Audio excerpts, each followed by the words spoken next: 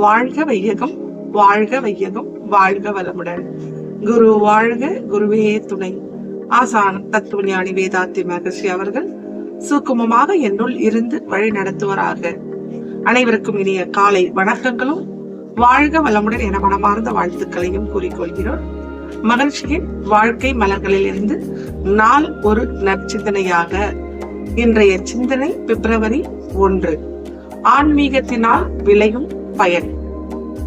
ஆன்மீகத்தை பற்றி நாம் தெளிவாகவும் விளக்கமாகவும் எடுத்துரைக்க வேண்டும். அப்படி நாமால் எடுத்துரைக்க முடியவில்லை என்றால் மக்களிடம் சென்றடையும் போது குழப்பமாகவும் தெளிவான விளக்கம் இல்லாமலும் இருந்தால் மக்கள் இந்த ஆன்மீக விளக்கத்திற்கு உள்ள வர்றதுக்கு நின்று விடுறதுக்கு வாய்ப்பு உள்ளது. அதனால் இந்த ஆன்மீக பயிற்சிகளை 3 வித கட்டமைப்புக்காக மகரிஷி நமக்கு சொல்லியிருக்கார். ஒன்று உடற்பயிற்சி. உடல்ல நோய் வராதையும் இல்ல வந்த நோயை உடற்பயிற்சி மூலம் படிப்படியாக குறைத்து கொண்டு அந்த நோயோட தன்மை நமக்கு குறையறதுக்கான வாய்ப்பு இருக்கு. அப்பயிற்சிகளை நாம் முறையாக செய்ய வேண்டும். இரண்டாவது உயிர். மனிதனின் உடலில் மிக மதிப்பு வாய்ந்தது என்பது அந்த உயிர். அதற்கு உயிருக்கான சிறப்பான விளக்கம் காயகல்ப பயிற்சியை நமக்கு மகரிஷி கொடுத்திருக்காரு. அப்ப அந்த உயிர் சக்தி 40 வயதிற்கு மேல் நம் உடலில் குறையும் போது இந்த பயிற்சியை நம்ம தொடர்ந்து செய்து வந்தால் உடலுக்கு தேவையான உயிர் சக்தி அப்ப கிடைக்கும். இதனோட விளக்கங்களையும் நம்ம மக்களுக்கு எடுத்து சொல்ல சிறப்பான முறையில் தெளிவான முறையில் அவங்களுக்கு புரியும் வகையில் எடுத்து சொல்லணும். மூன்றாவது பாத்தீங்கன்னா அகத்தாய்வு.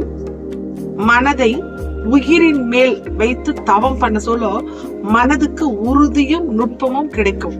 அந்த வகையில தான் அகத்தாய்வு. அப்ப அகத்தாய்வுனா நம்ம உள்ளத்தை ஆய்வு செய்யணும். என்னென்ன ஆய்வு செய்யலாம்னா பேராசை, சினம், கடும்பற்று, முறையற்ற பால் கவர்ச்சி, உயர்த்தாழ்வு மனப்பான்மை என்ற இந்த 6 தீய குணங்கள் வராத பயிற்சிகளும் மகரிஷியோடது எண்ணம் ஆராய்தல், ஆசை சீரமைத்தல், சினம் கவிழ்த்தல், கவலை ஒழித்தல் இந்த பயிற்சிகளையும் முறையாக நம்ம செய்ய சொல்ல நான் யார் என்ற தத்துவத்திற்கு இறைவனே நானாக வந்துள்ளேன் என்பதை நம்மளால உள் உணர்வாக உணர முடியும்.